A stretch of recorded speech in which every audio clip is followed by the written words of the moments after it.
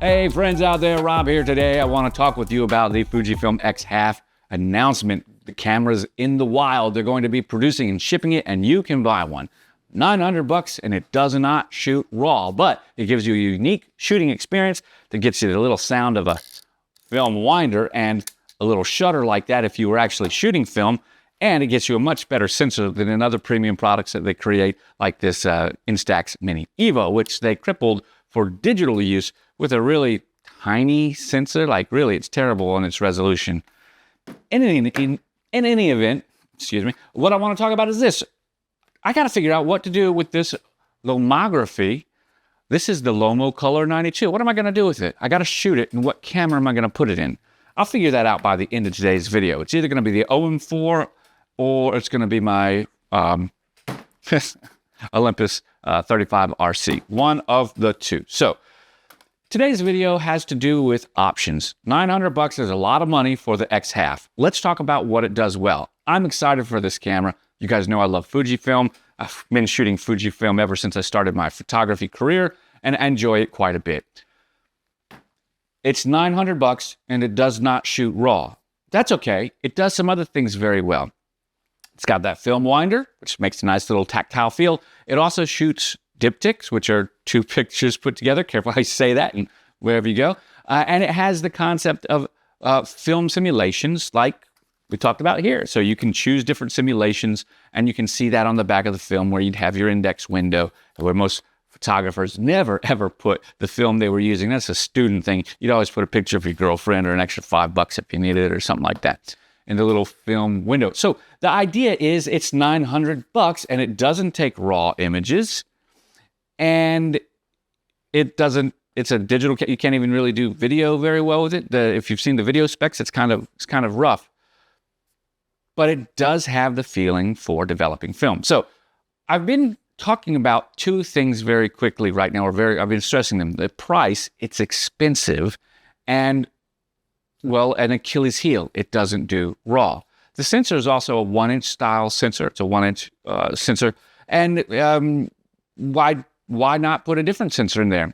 I found that Fujifilm, when they come out with these niche product categories, especially the first and second iterations, they kind of make some fumbles. Number one, the Le Play was the series that brought a printer and an Instax camera together for the first time. It was then updated to the Square 10 or one of the SQ, whatever, which one that was, the original Le Play and the little square one.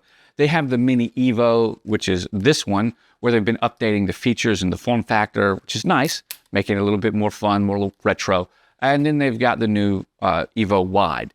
The reason this is important is because they've done one thing and continued it all the way through. They've given it a really bad sensor for the digital files. It's tiny. I've made plenty of videos on it. You don't have to believe me. Just search Flickr or whatever.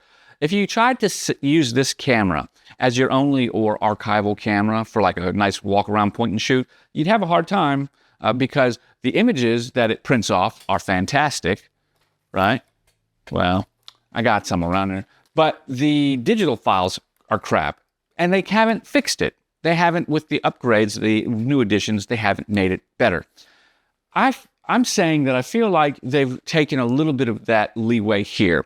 The big flaw being the price. It's too high for $900. I'm going to give you an alternative in a minute that you might actually enjoy processing film with. And then for $900, you also don't get RAW. RAW would change everything, but you don't get it. Now, this camera has some really interesting workflows. Specifically, it's got this film development or negative style that it does, which gives you a contact sheet, which gives you diptychs so that you can put off two little diptychs and share it to social media. It's highly shareable. It will print to a link printer, maybe not this one because it's too old, but the camera will do a lot of that stuff, and it does all of that processing right there on the camera, which is, to be quite fair, so totally cool. We've got a couple other little pictures right here. It's got a nice screen on the back, and then right there you're going to see where you see all of your interesting film simulations. Okay, that being said, let's talk about what that experience is when you look at film.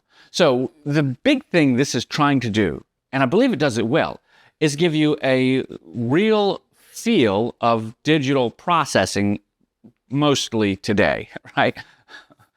So that means you get to take your camera out there and shoot some film. It even has a mode where the roll mode, where it won't let you change your settings until the end of the roll, so you can't even see anything, right? Which is pretty neat, but again, it's just like shooting film, but it's not, which means there's a lot of stuff that happens that this does, which is just made to simulate the real thing. And in my experience, trying to simulate the real thing never is as good as just having the real thing. So what I'd like to share with you are some things. The camera I would suggest is the Ricoh Pentax 17. It weighs about 10.2 ounces, which is the same as this 35 RC. The difference is at around $500 or $450 used, you get a brand new camera with a magnesium and plastic or polycarbonate housing, that ABS, and it's new today with all of the focusing modes. It's zone focus that make it very simple, all of the exposure modes that make it very simple, and a real film winder, or a film advance, as well as an actual film stock that it uses, and a real lens. Well, the other one has a real lens too, so that's not really fair, but it's actually a camera. It's actually film, right? So when you're shooting, you really get film because you're shooting on film. At $400, it's an easy no-brainer. I love this camera. Next thing you're going to say to me is, Rob, how can I develop the film? This is difficult. I'm going to promise you, it is not. Developing film at home, scanning film at home is simple. And I'm going to share with you a way to scan your film that does not require a scanner. And you already have it in your pocket, or you're probably watching this video on it. Stay tuned. You will need to learn how to get your film out of the cartridge and onto the bag, right? Into the bag, onto the roll so that you can develop it. Well, Lomography has just come out with a new film roll winder, unwinder device.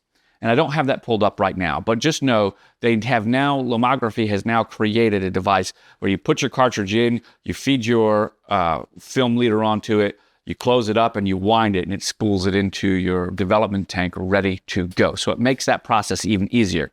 I don't know how much it is, but it'll be probably 80 or $100.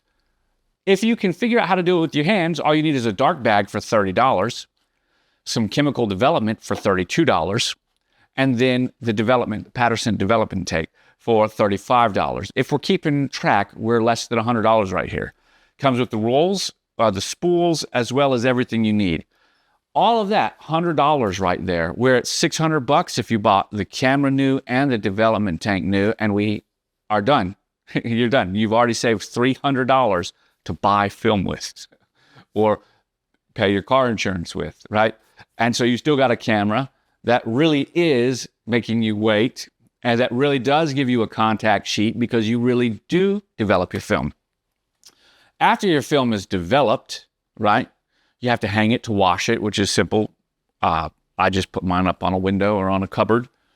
And how do you process it? Well, Film Lab, right? Film Lab has an iOS or Android app for your phone. You got to buy it. It's $4 a month, or you can buy it for a year for $99 or a lifetime for $200.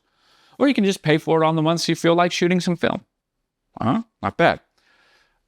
And what this does is it uses your camera to scan the film with your camera and create a digital negative immediately for you from the film. So it's literally scanning your film and applying presets that you can later adjust using the software. This is absolutely awesome, but there's more. You can actually process, which is how I do it, directly on the desktop. The desktop looks very much like similar to Lightroom or other type of editing programs that you might be used to. The point is that it's very, very easy. So if we go over here to Film Lab Mobile, get it on Google Play, we'll go to the App Store, just download Film Lab Negative Film Scanner. Boom, that's it. The final thing you might say is, Rob, I need a backlight so that the film can scan through the backlight. Sure. Do you have an iPad? If you do, just turn it on to a white computer screen or a white screen, just white, and that will give you everything you need. You can also download a free app called Light Table. at this point in time, you have everything ready to click, scan, share your photos off for around $600 or $550. That is a gigantic savings. So, as much as I love and am excited for the Fujifilm xhalf, I think the price point is too high, and I think it's missing a key feature. This is an X camera. That's Fujifilm's premium brand. That's very important. This is an X100, or X100F. It's like the XH2 or the XT5 or the X Pro 3. This is an X series camera, and it's missing, in my opinion, two important features of being an X Pro or an X series camera. Number one is the absolute best sensor that could go in that camera, and number two, it's raw, right? Period.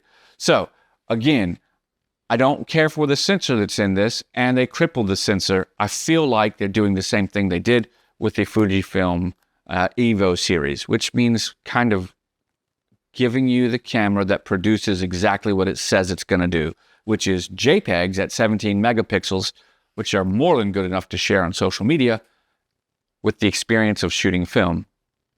But if you're going to shoot film, why not just spend $600 and learn how to do it? It's really quite easy. Okay, we said we'd say it. I got to tell you, after all of this, as much as I really want to go for, well, let's pull it in close so you can see up front. What are we going to do? We've got the Olympus 35 RC right here. Ooh, very nice, very nice. Right? And then I've got the Olympus OM4, right? And in this particular instance, I got the 28-200 lens on it and a little strobe, right? Okay. And the winner is, well, in this case, I cannot wait to shoot the 35 RC. It's going to be perfect. Come on, focus. Yeah, there you go. Don't you love it? So now you know. This is what we're going to be shooting. I'll bring this to you in a couple days. Guys, I want to thank you so much for watching. If you like this video, don't forget to like and subscribe. Leave a comment down below with your questions. I answer all subscriber questions. If this video was helpful to you, please use the Amazon link, send me a cup of coffee or a case of beer through PayPal, and I'll catch you on the flip side. Bye for now.